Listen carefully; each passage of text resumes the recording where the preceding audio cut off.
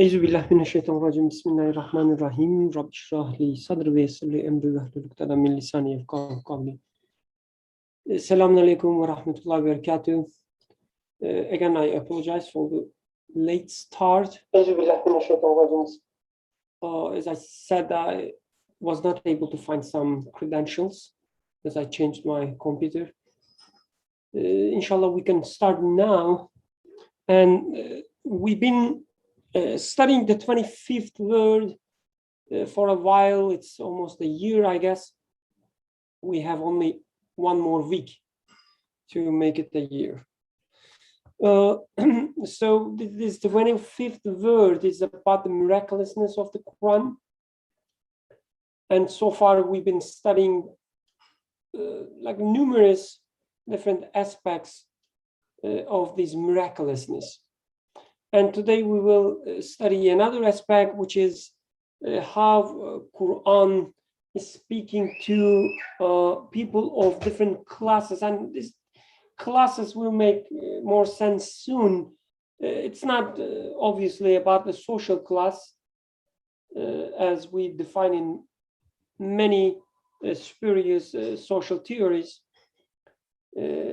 like the working class, the labor class, or I don't know, the rich class, employee versus employers, and so on and so forth.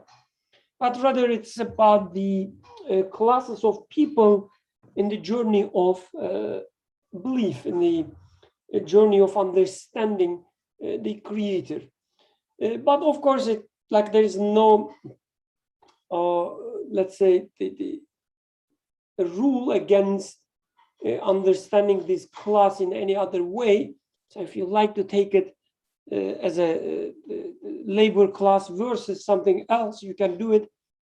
And probably the formula that is given in this text will work still. And where we are studying, this is the third radiance. And if you look at the hierarchy at the top, this is the 25th word, the first light, and third ray, and under third ray, this is the third radiance. And without much ado, let's start reading text. Ya Allah. The third radiance, it is as though the all-wise Quran is very century turn. Sorry.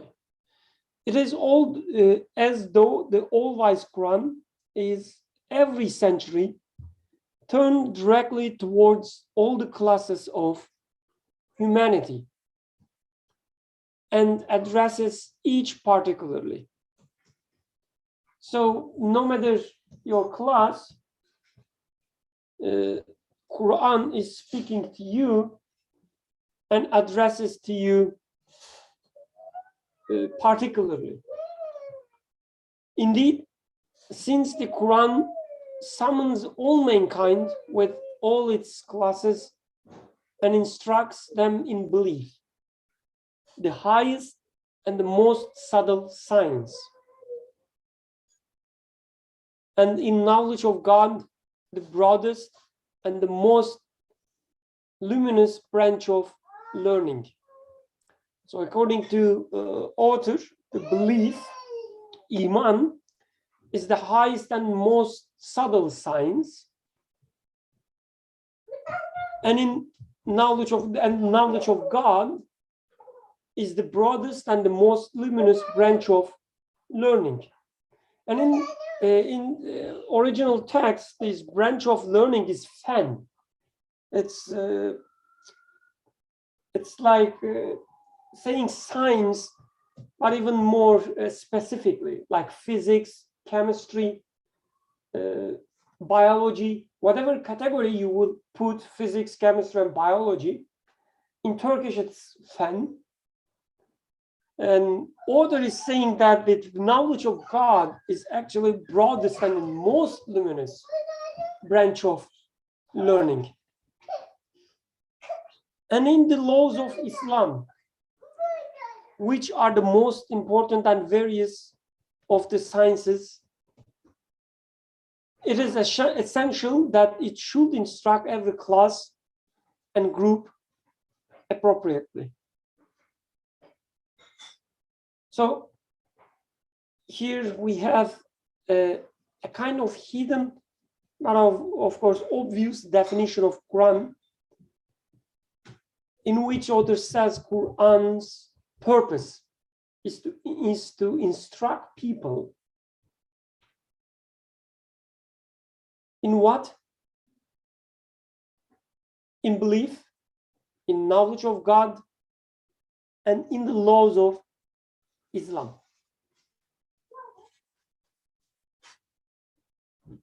And hence, this is the case, he says, it is essential that it should instruct every class and group appropriately.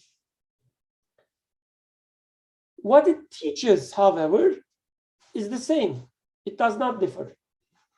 So that's the miraculous part, right? At least a part of the miraculous part.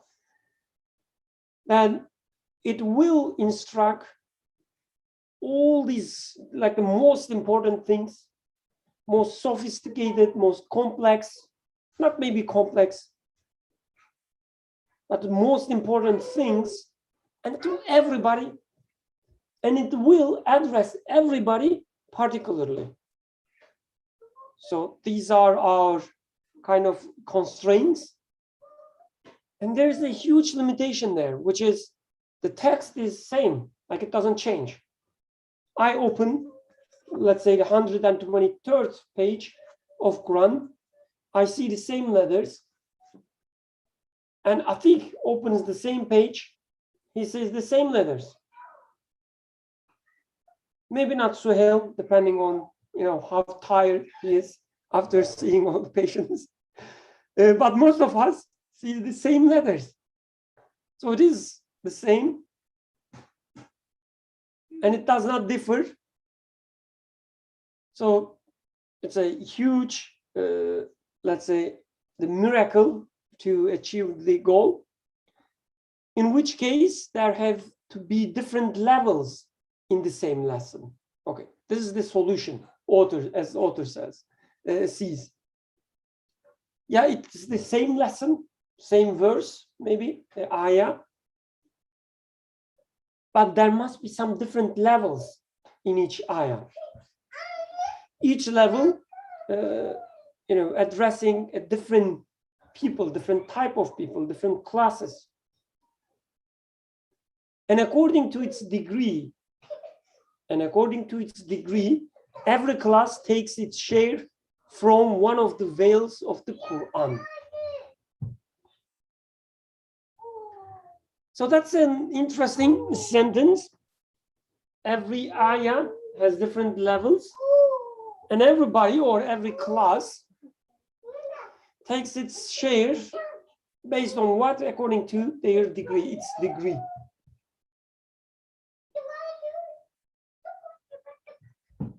We will give some examples.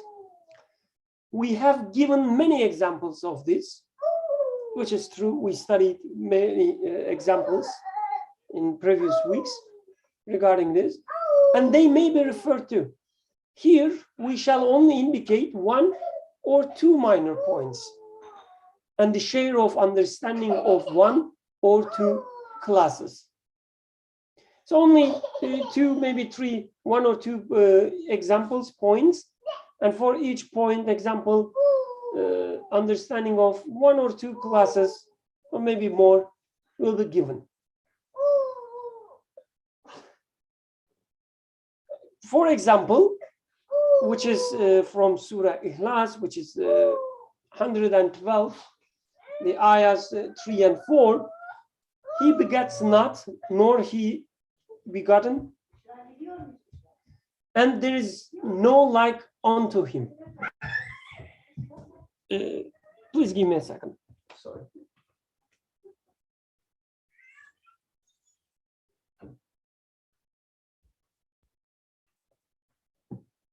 I apologize. He begets not, nor is he begotten, and there is none like unto him. Right? The ayah that we all know by heart, لم يلد ولم يولد ولم يكن له كفوا أحد.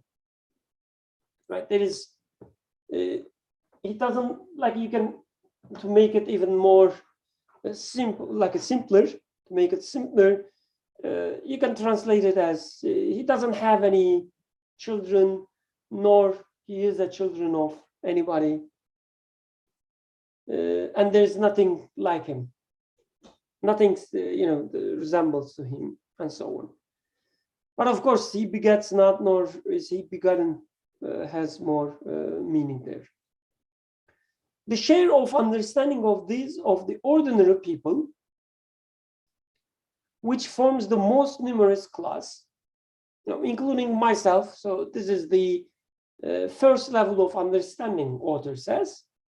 It would be probably similar to how I translated the ayah. Almighty God is above having mother and father, relatives, or wife. So this is the first level of understanding. While the share of a middle class, so if we go further, it is to deny the divinity of Jesus, peace be upon him, and the angels, and anything which has been born. That's interesting, right? This is the usually the first thing that comes to our minds when we read these ayah.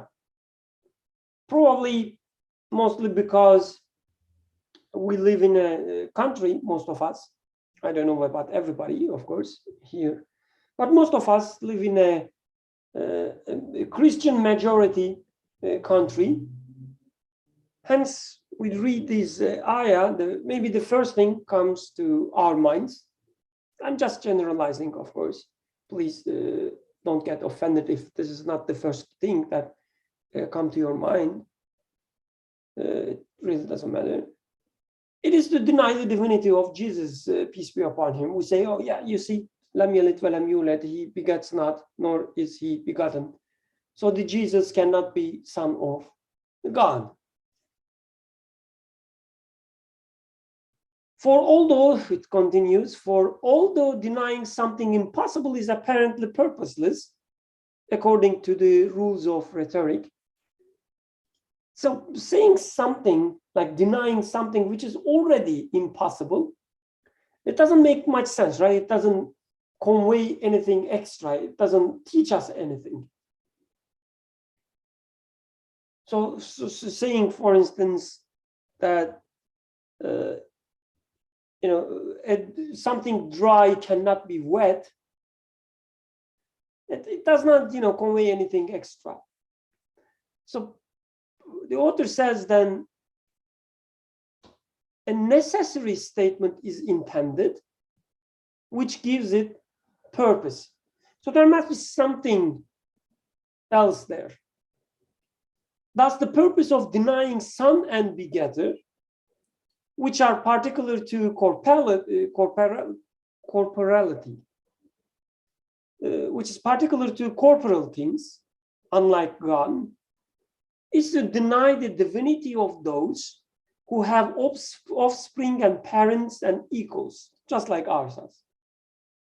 And it is to show that they are not worthy of being worshipped. It is because of this that the Surah Al-Ikhlas is beneficial for everyone all the time. The share of a more advanced class, so it even continues that there's even more advanced understanding, is that Almighty God is above all relations which suggest giving birth and being born. He is exempt from having any partners, helpers, or fellows. His relations with all beings are those of Creator. He creates through his pre-eternal will with the command of be and it is. Kun fayakun.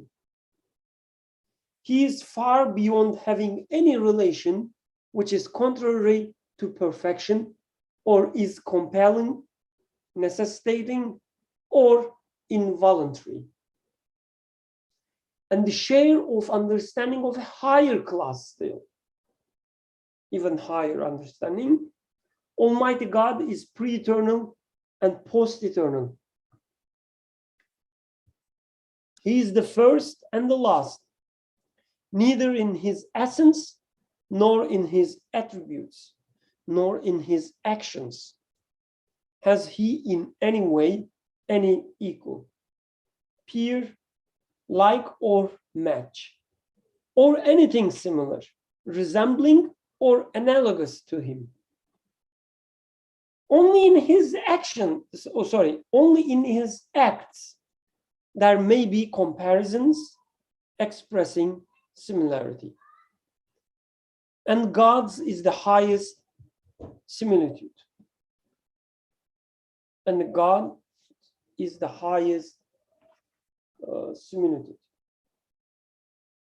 وَلِلَّهِ الْمَثَلُ الْأَعْلَى.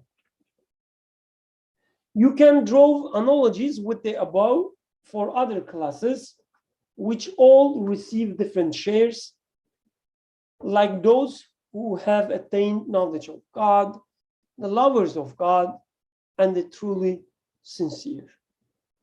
So there's another example, but before going there, I guess we should study the first example.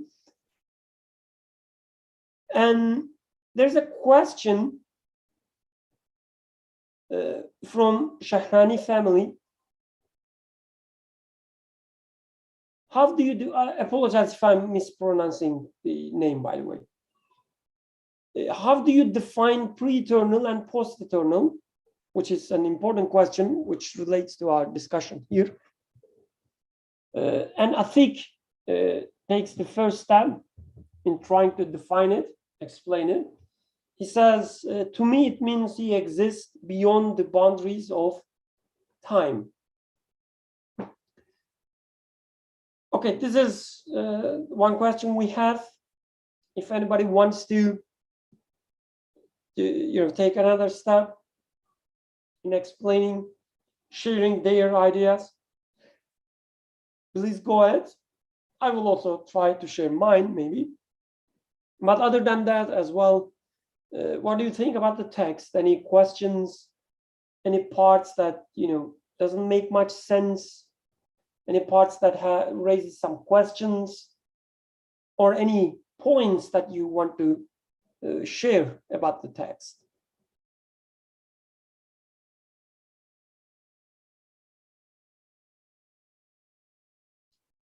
So let me start with a question. Since we read an example, an author is talking about different classes of people. So what do you understand after reading this example? What do you understand with these different classes of people? Because, one way or another, we always see that these classes of people are referred in every society. Whatever the culture we live in, we see that the people are divided by their degrees in something. So what do you understand? How do you see people having different classes and Quran addressing these different classes? Like beyond this example we studied as a general notion, what comes to your mind when we say, people of different classes and Quran addressing them particularly?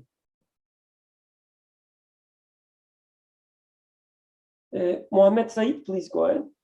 Assalamu alaikum. Thank you very much for reading and also putting your comment.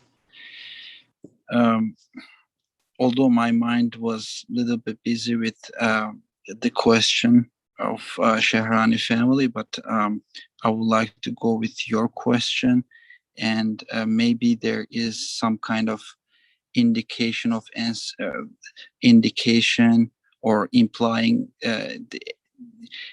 to answer the question of Shahrani family as well. What I am getting from this text is, at this moment, is that these levels, as you also pointed out, are these levels are kind of step by step for me. It's like, without having the first, the initial understanding, for me, it's kind of seems to be it's beyond my capacity to reach the second step, or the higher level of understanding. So it's that basic level of understanding that the creator is above having mother and father, relatives or wife. It's basically accepting or coming to the conclusion that the creator of my mom or my fatherhood cannot be like me, cannot be cannot be explained in terms of my being. Like, I have these roles, I have these roles, or I have this observation in the universe among the people, that a person is coming from a family, and but when I question the how come this is happening, then I come to this conclusion that this person is actually his mother, his father is the tool they need to be made, and their child needs to be made, and they are not the maker of their child, and so they all need to be made, and the maker of these of this child, and his mom and dad, cannot be explained in terms of his own creation, or its own creation. That's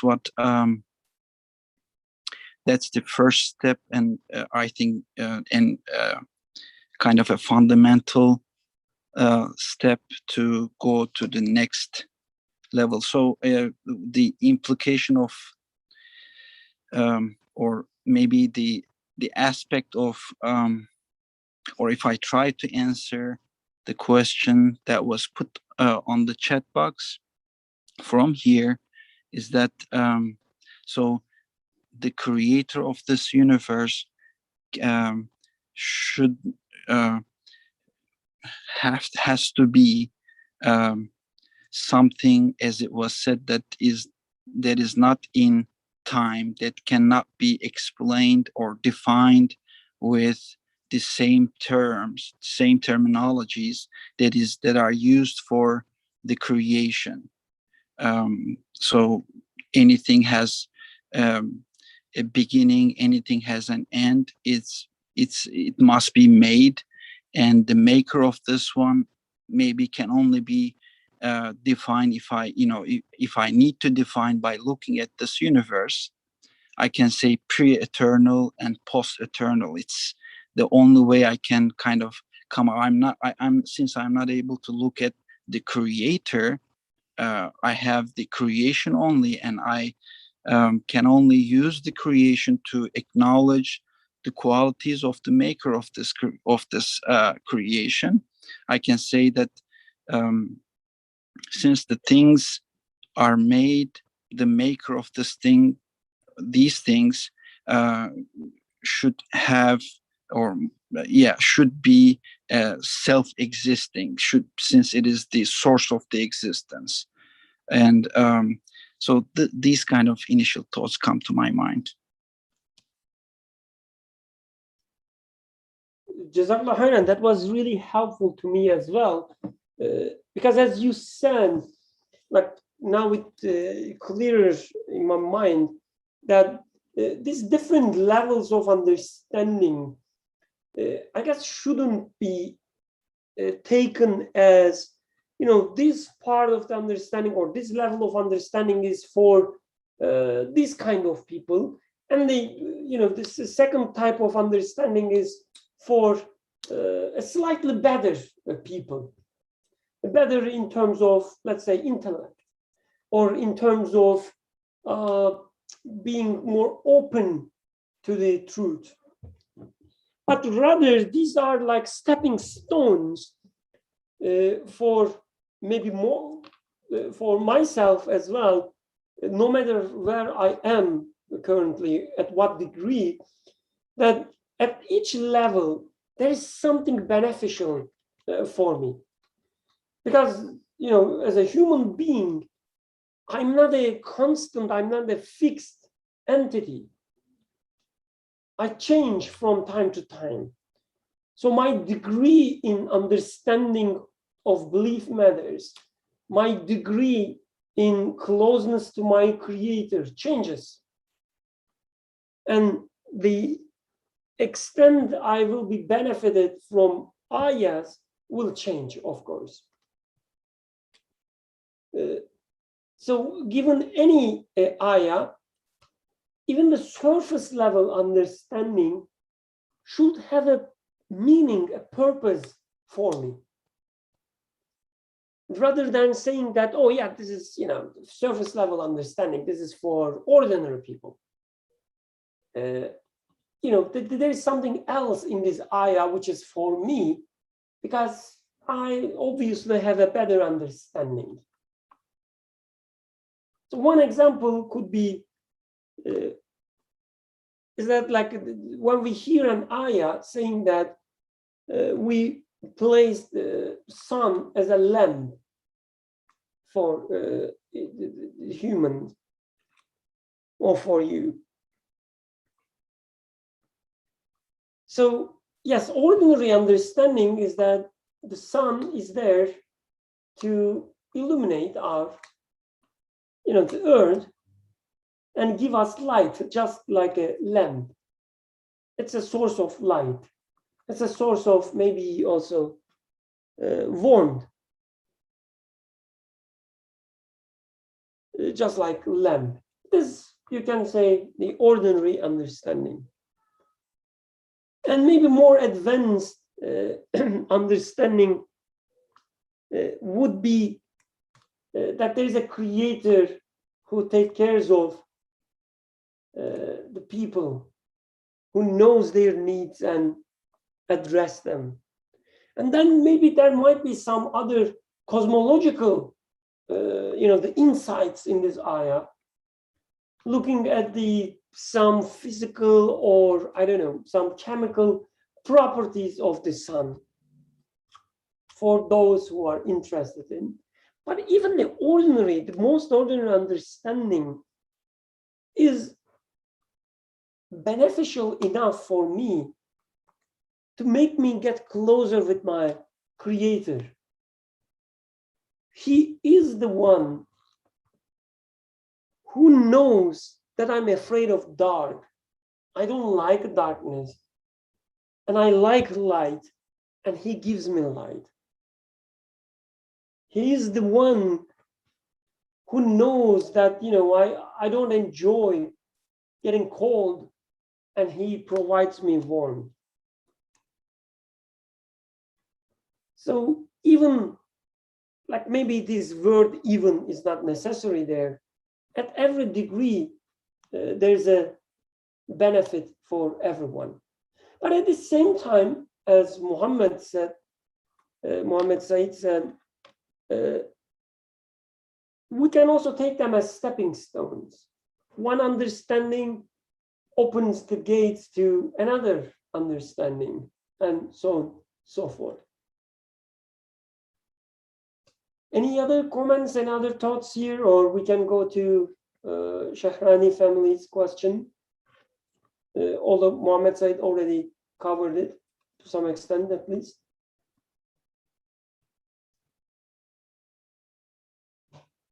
Any initial comments about the question, pre-eternal, post-eternal, which is also related to the text that we studied? Anyone? Maybe, I think, would you like to elaborate what you already wrote there? I don't think I got a lot more to say, I guess. Thanks for the offer, though. Appreciate that. Sure. Assalamu alaikum. Wa alaikum salam. Maybe I could have a chance to try to explain what I was thinking. It just struck me today, because I think of the word eternal as already sort of being timeless. It certainly has no end, at least, and beginning would, I guess, be relevant to being a created being. But I guess from with the creator, eternal already wouldn't have any beginning.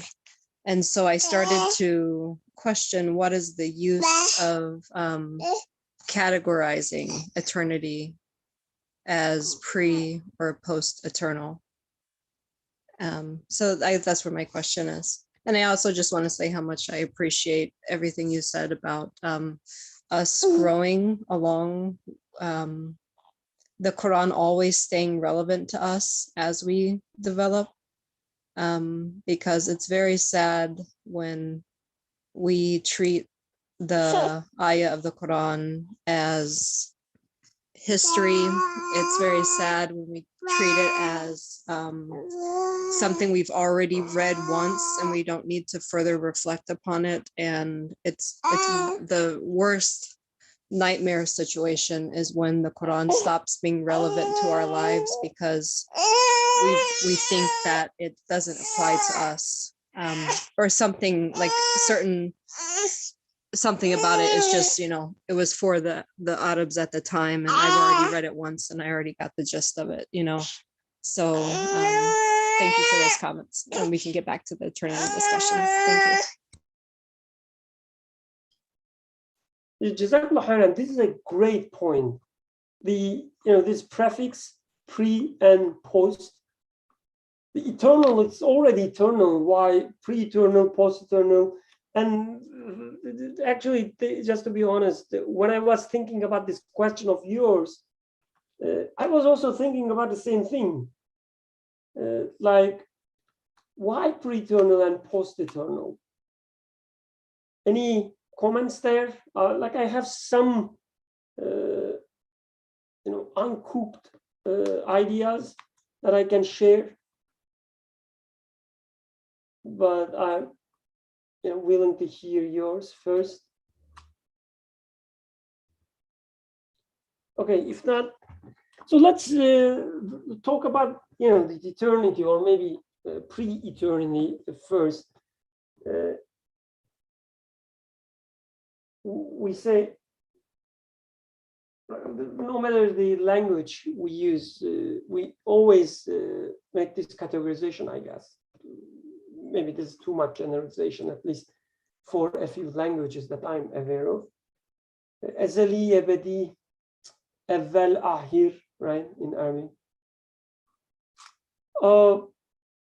So one thing about eternity, and since text is talking about different levels, different classes of people,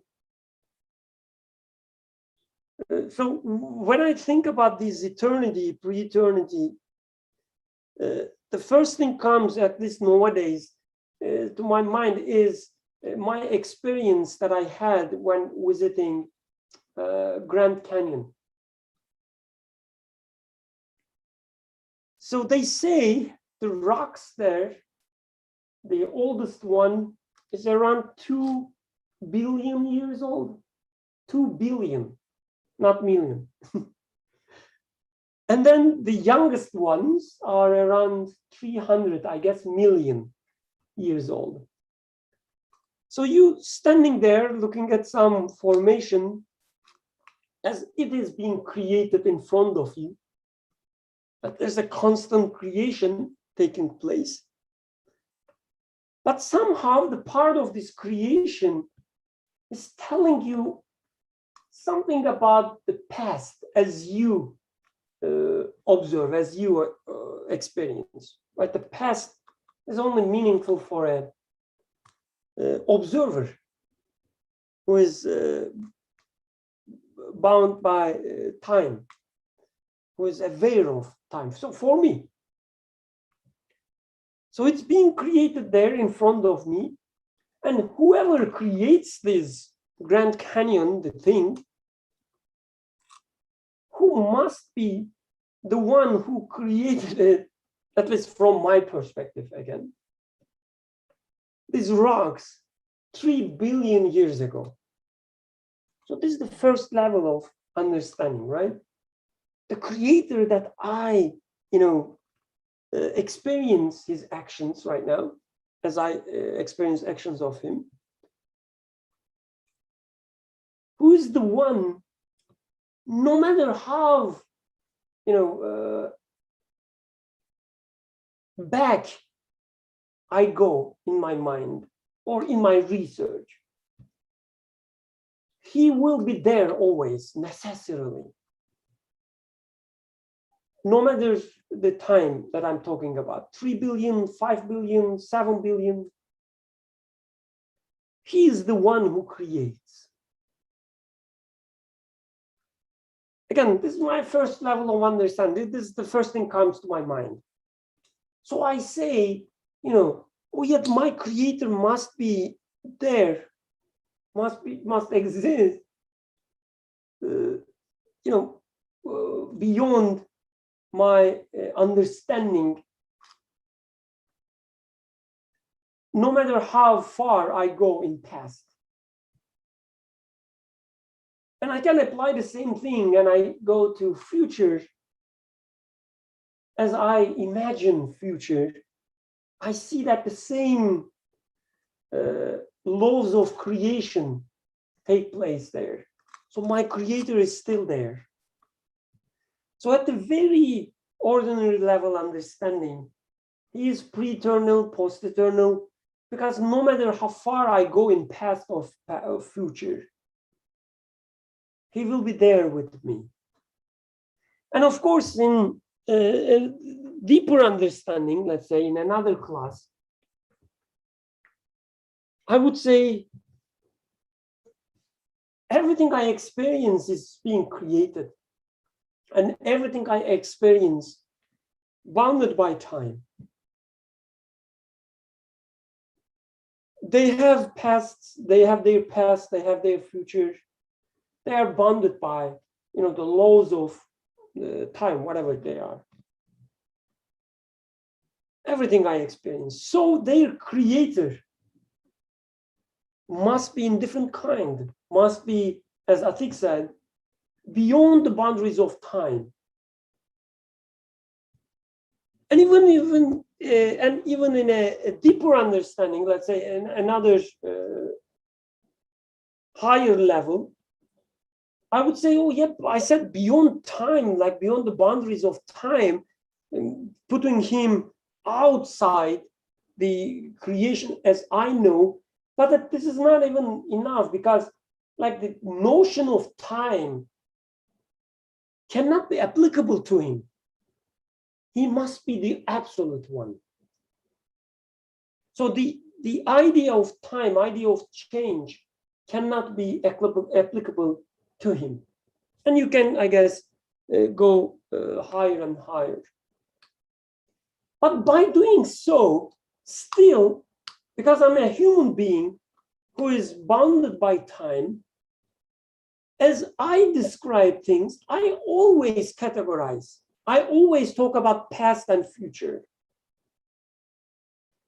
So maybe this is at least my current understanding. The reason we say pre-eternal, post-eternal, just because we are human beings and we are bounded by the human language. I say pre-eternal versus post-eternal because they mean different things to me. One is regarding the eternity towards past, the other one eternity towards future. And not because this makes sense when it comes to an absolute being, but it makes sense when it comes to a human being like myself. this is the way my mind works. So I see Suhail also raised his hand and waiting for a while. Sorry, Suhail, it's yours now. So like well, I'm just gonna, similar to what you said, is that in that, you know, within human conception, the idea of eternity is beyond, you know, my understanding. So just thinking about the past by definition is not eternity, because I'm talking about finite time, and thinking about the future or post is also not eternity. It's thinking again about finite time. So no matter which way I can't escape the idea of or notion of time and this existence or this experience of this existence. So for me to conceive of eternity, it's nothing like the past or the present or the future. It's beyond even that, because there is no such thing as past, present, and future. Hence the pre and the post eternal, because eternity is something beyond pre and post and present. So like if my idea of eternity is that, oh, I'll think about the past on and on and on, and the future on and on and on, which is what, you know, modern philosophers confuse this idea. That's eternity. That's not eternity, because you're still thinking about finite time, where there is a beginning and there is an end.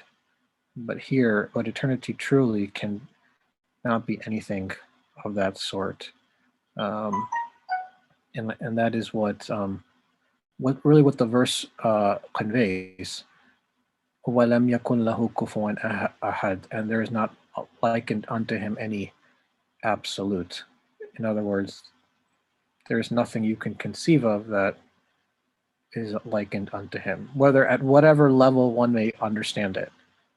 Mother, father, relatives, or wife, or begets, not begets, or does not, or is not begotten, doesn't, you know, deny the divinity of an individual or the angels, or one understands that he is beyond the limitations of this world.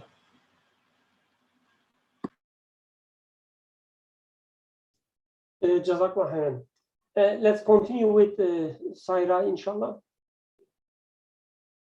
Assalamu alaikum, brothers. Assalamu alaikum, everyone.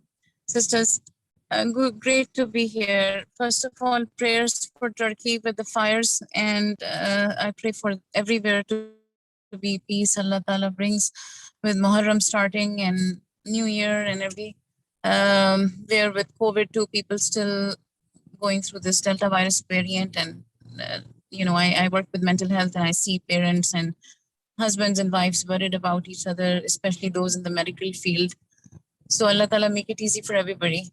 The topic personally resonates because I lately, in the wake of my husband having passed on and me having had cancer last year and still not in the clear, I realized that this whole physics aspect of reminders that Allah Ta'ala has put in Quran for us, the day and the night, the orbits of the sun and the moon, the creation, and reminders again and again, almost in all surah, about I created the in 7 days, the 6 heavens, and then I directed myself to the 7th sky, and then I established my throne, and then Lohi Mahfuz, and angels that are very obedient to Allah, and then the Anbiya and their stories, and how Allah Ta'ala even in his dialogues and narrations about other Anbiyas to other Anbiyas, in case of Hazrat Yunus alayhi salam's story, goes on to explain that our place in his universe is, there's a duality to it. I am very important to Allah because I'm a believing woman, and if I live myself and conduct myself as a believing woman, and I may not be at all important to Allah, na'uzubillah, to a point where he may not look at me on the day of Yawm al-Qiyamah because he's that much upset with me. So when I look myself in the link of the infinity loop of time, and I consider myself in between time, the eternal time, and the time I had 10 years with my husband, and the time I'm having now with my parents, seeing me dissolve in cancer. Time is, it's there is a resonance to the memory. Yes, Allah Ta'ala said, Alastu bi Rabbikum, who is your God? And that is listed in Quran. And we are ideally ought to be attesting every second that I attest that you created me and I'm humble in front of you and I'm not going to be entrapped by shaitan. At the same time, Allah Ta'ala created these forces, these fields, whether they are within us and without us, the temptations and the nafs, and they are also going through time. If I were to look at myself from a very observer perspective and say I am a person, and lately I started saying that and seeing that things, physicists as well as who talk about God and consciousness and who started the universe, or does the universe and the creativity in the universe has its own conscious and it's self-perpetuating, and life and death cycles are not controlled by anyone. So anytime, alhamdulillah, I go into these atheist physicist talks and groups, and I would, number one, bring up this whole idea of the more God conscious awareness of time, space, and distance, because on this earth, we are entrapped in these dimensions. And Allah Ta'ala is putting us through tests of time, the trials and the duration of life, time. Is a chunk of it that when it is microscopically observed, we are going to realize that the infinity loop in the grand scheme, the great grand scheme of things, it matters to Allah. It matters enough that He's going to hold us accountable in Yom Qiyamah, and our lives are purposeful to be obeying Him and praising Him. At the same time, how wasteful we become about and how unmindful we become of Allah Ta'ala. That has awakened that sense in me, what the brother just said, that it is all in infinity. I call it a loop. It's a curve. It is a curve that with it, there is a return. And that's why that return idea is so important in Quran, that, and to me, is your return. So I think time from a physics perspective, if we were to look at it in an abstract way, theologically, is one of those conditions in which our lives are bind to appreciate the duration of the experience, really. The experience of life with the good and the bad that it comes with. That's what I wanted to share. And of course, Surah Asr again and again tells us that while time is going and its duration is ongoing, you are in a loss.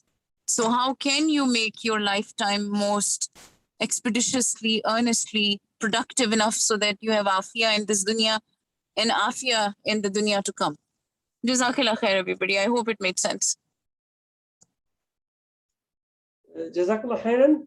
It's interesting to say, I liked it a lot, that the time is there to, as a part of training, as a part of test. Maybe not test, but a training, and what we get out of it. So we are bound by time, that's for sure. Whatever we try, it always have this notion of past and future and the moment. But whether through these notions, through these concepts, can we reach to the absolute one, who is beyond time and space, or not? I guess that's the choice in front of us.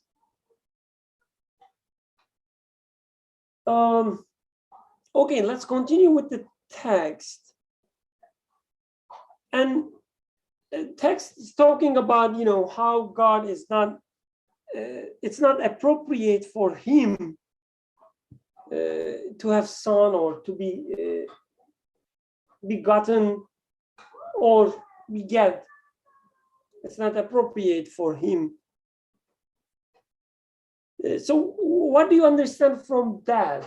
So yes, we can easily say that, the God must be beyond time and space. He's not like us. So everything I experience has to have some parents, one way or another. And God must be a different kind. Hence, He must he must not have any parents or any kind of such relation. So what do you understand from that? So we studied different levels of understanding. I wonder what your understanding is. Sarah, I see your hand is still raised. I assume it's from the previous round, but if you want to speak again, you can go ahead.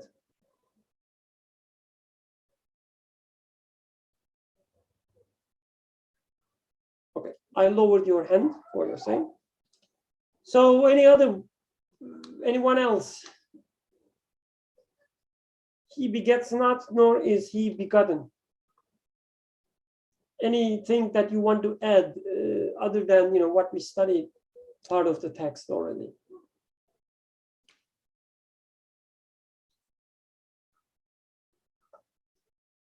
So maybe, oh, Mohammed Said, please go ahead. Yeah, just this, there was a sentence, I was looking for it. It says, yeah, I found it right now. He is far beyond having any relation which is contrary to perfection. That stayed with me from the beginning, and the more I was listening to the comments, and I think this sentence is telling me that what I am looking for is, since what I am looking for is perfection, and I can only be, excuse me, my wife is calling me. Excuse me, I'm so sorry.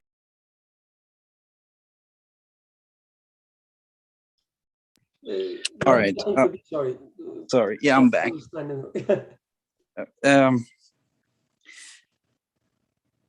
And since I'm looking for perfection, and but when I try to be content or try to satisfy this need of me with the things, with my with the things around me that I have relationship with, or in general anything, with anything in the universe,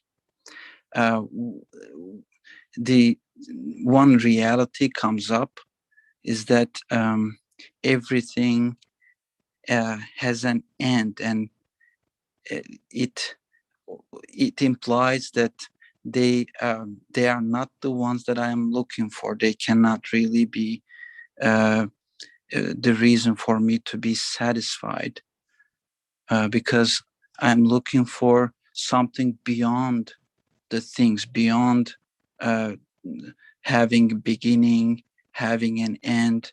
I want something that has no end. So I think perfection is related to this, or at least for me, that the perfection, everything lacks perfection in that sense, that we are all need to be made. We are all in need of a maker. And as soon as I have this kind of this connection, or this conclusion that there is a maker, my mind goes to, oh, okay, now I have another option to kind of reach or try to be connected with, instead of trying to satisfy myself with the things. Now I can see that the things all need to be made, and the source doesn't have to be made. The source is the source of the existence of the things. So it that source can only be the kind of the reason for me to be satisfied. That source should not be lacking anything, because lack of, or lack is my observation of the things that are given or not given. So, but the source, this, you know, as the definition explains it, it's the source, and it doesn't have it cannot have any need, or its own existence cannot be given to it from. That's the final resort. There's nothing beyond it. This morning, my son, there was a little conversation, and then this subject came up. He was talking about or telling me kind of a question that if God needs to ask for forgiveness from the people or from someone, and it stayed with me all day. And that was a great, actually, kind of, he put that question in my mind, that I realized that really, if my understanding of the creator is such that does something and then, but you know, there's a confusion in his decision, in his work, and if the creator is not able to, if my understanding of the creator does not include, how can I put this one, like a one that sees everything at once, and when it does, everything is perfectly done. The creator must be so. And perfection is really what I need. I don't need a creator who does something and messes up and then tries to ask for forgiveness. And when I look at the universe, really, the universe is resembling, when I look at it carefully, you know, there is such a, and it is such a sign that, like a tree, everything on that tree is being done at once, at the same time. The universe is like a tree, everything is being done at once, and including the past and present and the future, because the maker of the moment has to have the knowledge of the past and future, everything at once. This is kind of, there's nothing in the universe that can exemplify, or that can be equal to such a being. So it takes me to this understanding takes me from this universe to the source of the universe. That's the root that my mind, my all human qualities look for or seek for. I hope I'm not confusing. I just want to share my feelings. Thank you. Oh, thank you. No, it was not confusing. Actually, it made a great connection with the very end of the text, where author says, has he in any way or any equal, peer, like, or match, or anything similar, resembling or analogous to him, only in his acts there may be comparison expressing similarity. So, as you said, our understanding of our creator, our conception of the creator,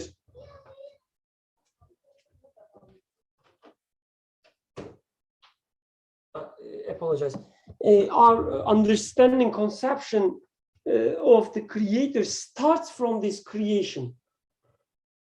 Like, this is how we know about the creator. We look at this creation, we look at the universe, we study it, and from there we come to conclusion that there must be such and such creator. And when we look at the creation, we look at his actions, right? Or at least we see some actions and we conclude that there must be someone who's creating these actions, doing these actions, and so on and so forth. But his actions, at least to us as we are human beings, they look similar to us. They look to each other. They look like each other, and so on and so forth. And since we know our Creator from the creation, our first, at least, level of understanding as a first class is we imagine a Creator who is like us, who does things as we do in the universe, but in a more powerful way, let's say. He has an understanding, but a broader understanding than us. He has a body, but which is more, powerful than our bodies, let's say. This is the first, the bare minimum, let's say, the understanding. But as we contemplate more and more, we say that, but such a Creator cannot, like what we observe in the creation, cannot be created by someone who looks like me or looks like anything in the creation, anything in the universe. So I look at the universe and I understand him through some similarities, to making some analogies to my life, to the creation as I see. But as verse says, and God's is the highest similitude. I guess one way of understanding is you have these similitudes, you have these similarities in the universe, and you try to understand your creation through making some analogies to what you observe. But don't do that, because your God is beyond any of these similitudes, beyond any these similarities. What you should do instead, maybe taking a negation there and say that, okay, this is how I see, this is how I experience, hence the Creator must be other than that, not like this. So this relationship is the relationship of negation. Everything is everything is created. So the Creator, by definition, must be something that is not created by itself. Must be something that is not created. Everything is bounded by time. The created must be something beyond time. This notion of time shouldn't be applicable to him, and so on and so forth. This is the way you should doing these analogies. Otherwise, you will not be able to find a perfection in your understanding of the Creator. Your Creator, the way you understand, will be always lacking perfection. There are some features, there are some aspect of this Creator, as you understand, will be contrary to perfection. That reminded me in understanding a famous priest, I guess, giving in a famous gathering, saying that, we're trying to explain this problem of evil, why bad things happens. And my understanding is that maybe Creator is upset, just like us, because all these bad things is, taking place. So even an ordinary, I guess, understanding would deny such a thing. That Creator being upset, not being able to, correct something, not being able to, make it in a better form, and he's upset. There's nothing he can do.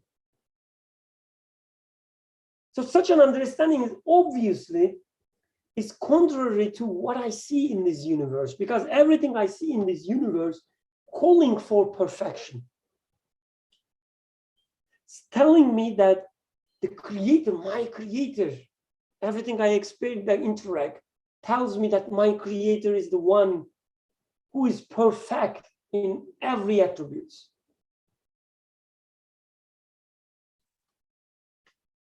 I see Shahani family raised hand, so please go ahead. So at this point, I need to relate it to something else that I'm currently focusing on in my spiritual life, or I think there will be a very unnecessary problem between the two. So I'm also coming to understand that as his creation, as his Abd, I reflect in a mirror-like fashion his divine names, and that I experience a unit of measurement of, I guess, similitudes to his attributes. And so it's through my existence that I am, it's through, for example, my sight and my own witnessing that I am understanding Ash-Shahid. And Ash-Shahid. And so this, how does this relate to what you just said about negation of, anything that we're experiencing here? No, his is not like this. His is not like this.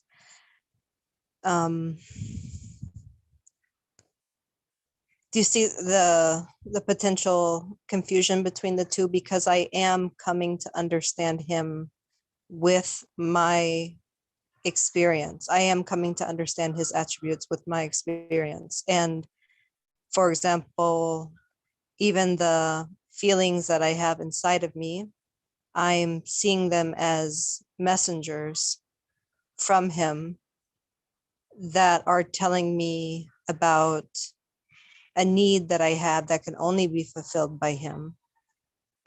And in this way, what I am experiencing here is telling me about him. It's not that what I'm experiencing here is not like him, not like him. Even though I know he's beyond, what I know, I will never be able to understand his essence, but I do experience his attributes. So, and I've experienced them in real ways. I witness them always. And so in this way, I see a problem with negating everything as being unlike him. Jazakallah khairan. That's a really important point and an honest comment. I really appreciate this. So I will start sharing my, the ideas, but please raise your hand or even interrupt me if you want to share yours as well. So first thing came to my mind when I was listening to you is that maybe we should separate two things. The one is what we experience, and the second one, what this experience tells us. So for instance, when I'm afraid of something, I'm afraid of, let's say, a spider. I experience this fear, right? I say there's a spider, it's gonna attack me, it's gonna bite me, and it can be poisonous, or even without poison, like just the fact that it may bite me. It's fearsome, and I'm afraid. this experience of fear. And it is there.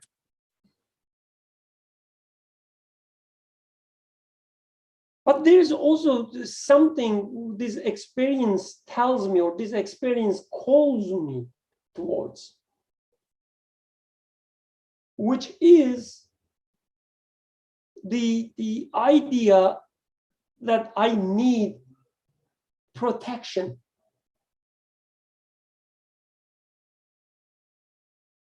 I need to surrender to something. And I contemplate about this idea that I need protection, I'm seeking for refuge in something. And especially when I find, where I can seek refuge, this experience now is telling me that there is one that you can seek refuge, that you can surrender, that you are looking for. It tells me about the existence of safety, this experience. So when you think about it, they are kind of opposites, right? On one hand, there's dread, insecurity, but on the other hand, there is safety and peace and compassion and warmth. So what I experience is fear. What I experience directly is a threat to my security. But what the experience calls me to is the idea of security, safety. And I guess we can see that this is the case with almost every experience we have. I look at the things as they fade, as they get destroyed. My love to my children. Sometimes it's big, sometimes it's small. Sometimes it's there, sometimes it's not there. It is not there. The beauty of myself. Sometimes it's there, sometimes it's not there. And I'm getting older and older. Everything I experience perishes. Like there is no exception. In the creation, there is destruction, there is a change. And all this change calls me towards the one or the thing that doesn't change.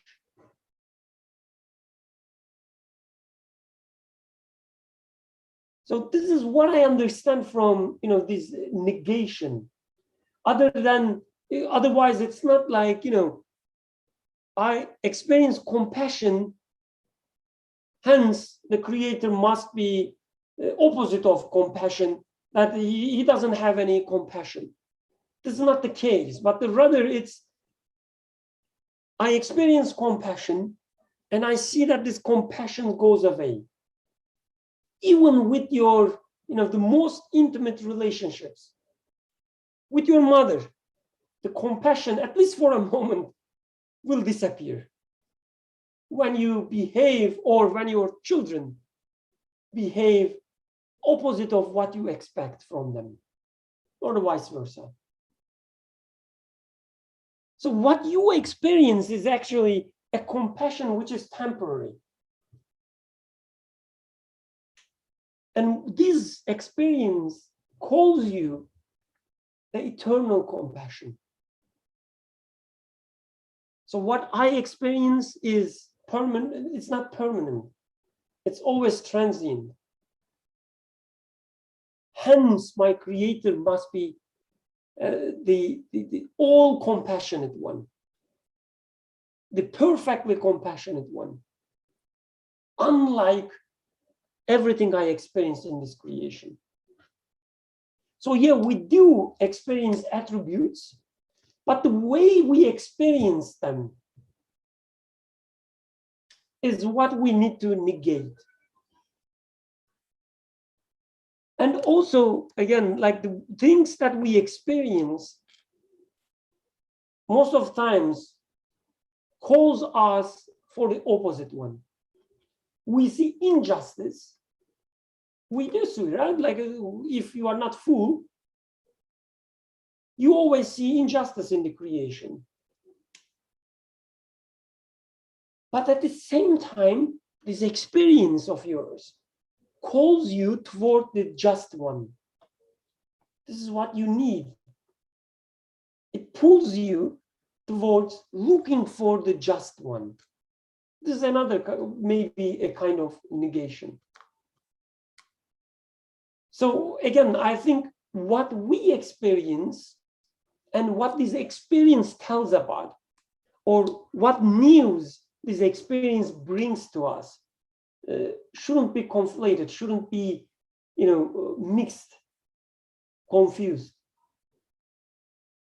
There's a messenger, but there's also a message that it carries.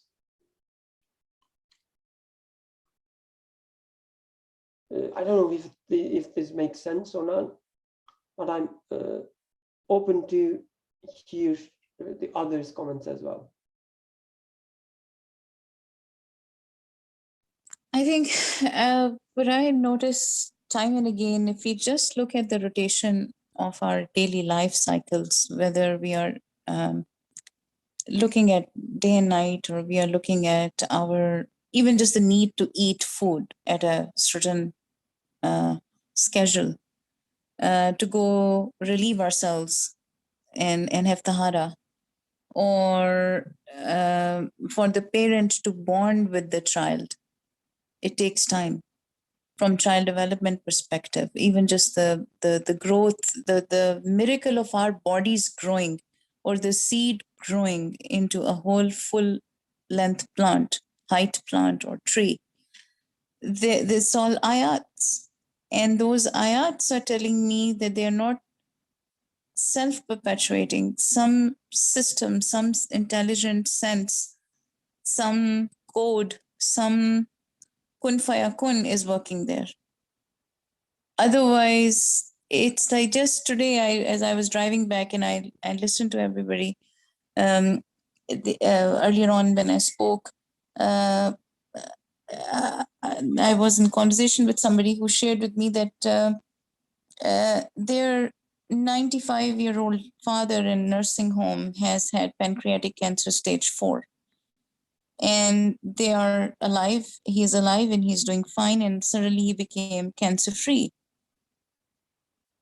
And so many other kids, you listen to St. Jude's and you hear in other parts of the world. In Pakistan, I know our president, he creates, prime minister, he has cancer hospital, and so many children at very young age or even born with cancer have lately in the last few decades have made trips there to get healed. Somebody is willing, that longevity of life is not directly related to our earlier demise or weakness and illness. Older body can be very healthy, and a younger body can be very weak. That alone, or let's say when we get plants in the home and we get the best of the best strawberries, and somehow or the other, those very strawberries, even if they are organic, second day they can go bad.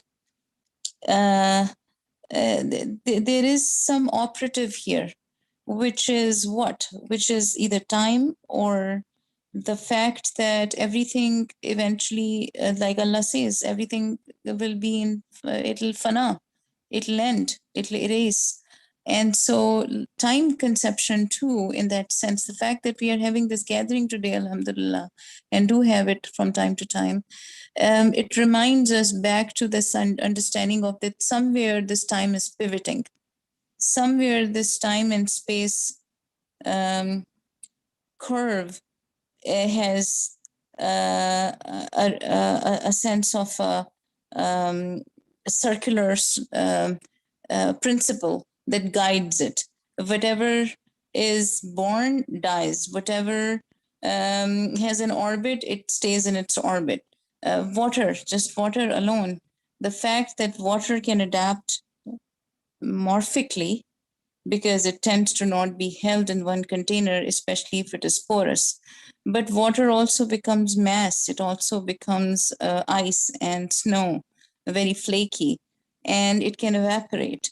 So these states, solid states or gaseous states or metal, and that's why hadith is discussed in Quran a couple of times. The jewels, the pearls in the sea, the whatever we know of the blessings of Allah, the animals, children, elderly parents who are very weak at the end of their lives. There is constantly this understanding that is said here by Imam Nursidi that God is above all relations, which suggests that giving birth and being born is not his attribute. He is exempt of it, and he creates through his pre-eternal will with the command of be, and it is. He's far beyond having any relation which is contrary to perfection and is compelling, necessitating, and involuntary. Because we are the ones who are getting built to be one way or another. And in that sense, I think that this whole idea of pre-eternal and post-eternal understanding makes sense to me, because I recognize that time in terms of Allah, and Allah Ta'ala gives a reference to it, the time that your earthly, I guess 50,000 years are one of his days. And conversely, in another surah, it is said that your one day is like, you know, it's nothing. When human beings will be asked that, how long did you stay on earth? And they'll say that it is a day and a half, maybe tops. So I'm on the phone, Bete, be quiet. So the idea is that we don't want to be in a situation where we feel that we are deceiving ourselves, because our understanding of time is earthbound. It is not recognizing that we are a part of some much bigger planning of Allah Ta'ala, where each one of our individual lives are having a point in time of beginning and a point in time. That's why Allah Ta'ala says, and every living being shall complete its term. And so I wanted to point out these other ayats that come to my mind when I read and hear this particular tafsir here. Jazakallah khair. Jazakallah khair for you as well. And I guess we should stop here. I was planning to read the second example as well, but we don't have much time left. Maybe we can continue reading the second example next week, or we can even skip the next example. So depending on the moderator's, of course, the judgment. Let's conclude here, inshallah. Subhanaka la ilma lana illa ma 'allamtana innaka antal alimul hakim. Al-Fatiha.